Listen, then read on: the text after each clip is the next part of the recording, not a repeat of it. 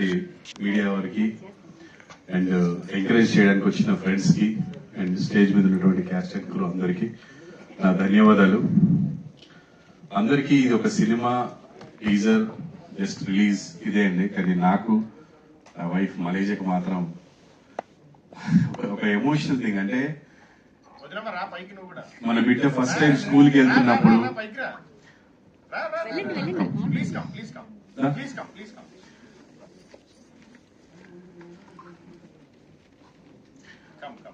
Especially నాకు నా సతీమణికి ఇది ఒక ఎమోషనల్ థింగ్ అండి. అంటే మనం ఫస్ట్ టైం పిల్లల్ని స్కూల్కి పంపిస్తున్నప్పుడు ఒక ఎమోషన్ ఉంటుంది. వాళ్ళు ఏడుస్తూ వెళ్తారు, చదువుకోవాలి, బాగుపడాలి అని దగ్గరుండి తీసుకెళ్తాం. అవసరమైతే పని మానుకొని కూర్చుంటాము, మనమే వెళ్తాం, మనమే తీసుకొస్తూ ఉంటాము. అలాగే ఫస్ట్ టైం ఫారెన్ వెళ్తున్నారంటే ఏడ్ చేస్తాము, తట్టుకోలేము.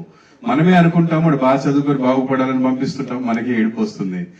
అదేంటంటే అది ఆటోమేటిక్ గా వచ్చేది. అది బిడ్డ దూరం అవుతున్నాడంటే అందులో నేను బాగా సెన్సిటివ్, పైకి కనపడేంత కరుపు కాదు.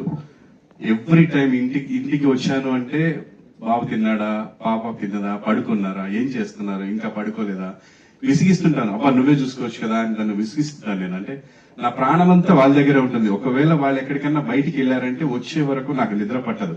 అది నా వీక్నెస్. చాలా సార్లు మా అబ్బాయి మా అమ్మాయి కూడా అరుస్తారు, డాడీ ఏం చంపేస్తావు ఫోన్, నాన్న నాకు తెలియాలి మీరు ఎక్కడున్నారు, ఎప్పుడు వస్తున్నారు, లేకపోతే నాకు నిద్ర పట్టదు. ఒక రకమైన పెయిన్, టెన్షన్ అందరికీ ఉంటుంది అనుకుంటే ఇలాగా తల్లిదండ్రులకి.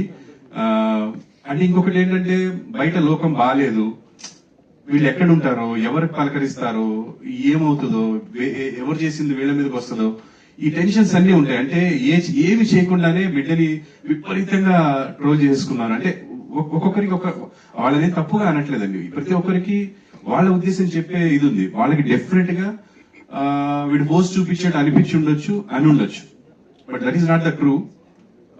సో అలాగా నా బిడ్డ ఈ రోజు ఇండస్ట్రీకి వస్తున్నాడు అంటే నేను సినిమా ప్రొడ్యూస్ చేయాలి, సంపాదించాలి అని చేయలేదండి.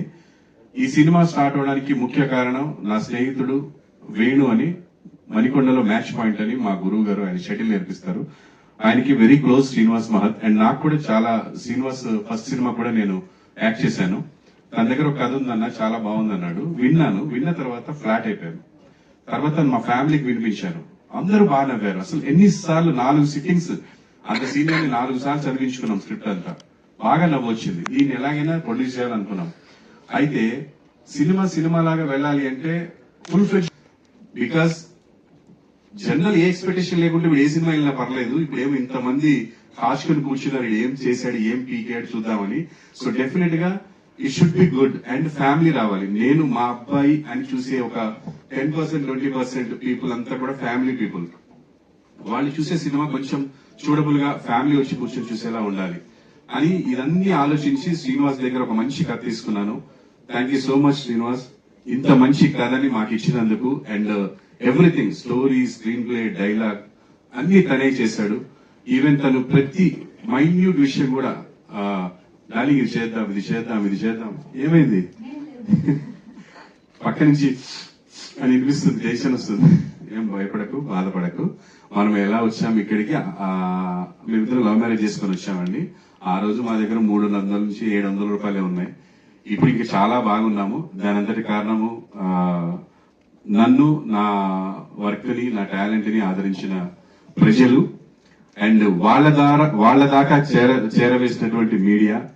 మీ అందరి దయతో, మీ అందరి ఎంకరేజ్మెంట్ తో ఇక్కడ దాకా వచ్చాను. అదేం ప్రాబ్లం లేదు, ఆ టెన్షన్ కూడా ఎప్పుడు లేదండి. And we are very satisfied after output. And coming to the point, Srinivas, ఈ సినిమాకి నువ్వు చేసినంత నాకు నా సొంత అన్నదమ్ములు గాని, మా అమ్మ నాన్నలు గాని చేయలేదు. Thank you so much darling. నేను ఎప్పటికీ నీకు రుణపడి ఉంటాను. ఎందుకంటే నా బిడ్డని తన బిడ్డలా భావించాడు, ఏ రోజు ఈగోకి వెళ్ళలేదు. అంటే ఒక క్రియేటివ్ పర్సన్ పక్కన ఇంకో క్రియేటివ్ పర్సన్ ఉంటే తేడాలు వస్తుంటాయి. అదేంటంటే ప్రోడక్ట్ గురించే. అది అర్థం చేసుకున్న వాడికి రిలేషన్ ఎప్పుడు పోదు. వాడి ఈగోకి తీసుకుని పర్సనల్ గా తీసుకుంటే రిలేషన్ పోతుంది. నాకు డే 1 ఎలా ఉందో డార్లింగ్ తోటి ఈ రోజుకి అదే ఉంది. నేను ఎప్పటికీ నీకు రుణపడి ఉంటా శ్రీనివాస్. జీవితాంతం నువ్వు ఇంకా మా వాటితో సినిమాలు చేయాలి, డెఫినెట్ గా మనం చేయాలి. Thank you so much for the story, screen play, dialogues, direction and everything. తను నా కోసం ఎక్కడ తగ్గించవచ్చు డబ్బులు అని తను అనడం, నేనేమో వద్దని చెప్పి పెద్దోళ్ళని పెట్టడం, నన్ను అతను తిట్టడం. కానీ మనం ఈ బడ్జెట్ అనుకున్నాను అక్కడ తీసుకెళ్తున్నాం. లేదు డార్లింగ్, ఫస్ట్ సినిమా క్వాలిటీ ఉండాలి, ఫస్ట్ చూడబుల్ ఉండాలి, స్టోరీ ఎలా ఉంది తర్వాత పెట్టగానే అది చీప్ గా ఉండకూడదు అని చెప్పి నేను కొంచెం దాన్ని బాగా హర్ట్ చేసిందంటే అనుకున్న బడ్జెట్ కంటే డబుల్ బడ్జెట్ చేశాను. నేనే చేశాను, 100% నేనే చేశాను. ప్రతిసారి తిట్టేవాడు, నేను నీకు ఒక మాట ఇచ్చినా దాటిపోయింది అని. కానీ ఏం చేస్తాను, నాకు మంచి టెక్నీషియన్స్ కావాలి, మంచిది కావాలన్నప్పుడు డబ్బులు అవుతాయి. సో అలాగే చేసుకుంటూ వచ్చాను. Thank you so much.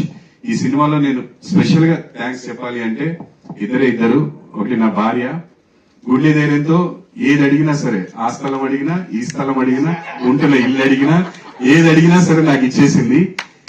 అది కూడా తను కూడా వాళ్ళ బిడ్డ టాలెంట్ చూసే ఇచ్చింది తప్ప ఏదో కాకి పిల్ల కాకి ముద్దు అన్నట్టు కాకుండా నా బిడ్డ హార్డ్ వర్క్, వాడి సిన్సియారిటీ, వాడి టాలెంట్ అన్ని చూసే మనం ఈ ధైర్యం చేశాము. అందులో ఎటువంటి డౌట్ లేదు, ఎటువంటి రిగ్రెట్స్ లేవండి. ఒక ఆడిషన్ లాగా ఉంటది సినిమా మీకు. అంటే వీడు ఏం చేయగలడు, ఒక ప్యాథాస్ చేయగలడా, లేకపోతే డ్రామా చేయగలడా, కామెడీ చేయగలడా, ఎనర్జీయా, డాన్సా, ఫైట్సా. దిల్రాజ్ గారు చెప్పినట్టు డాన్స్ వేణుమా డాన్స్ ఇరుకు, సాంగ్స్ వేణుమా సాంగ్స్ ఇరుకు, డ్రామా వేణుమా డ్రామా ఇరుకు అన్నట్టు అన్ని ఉంటాయి ఇందులో. చాలా బాగా చేశాడు. I'm really proud of you Chandrahas.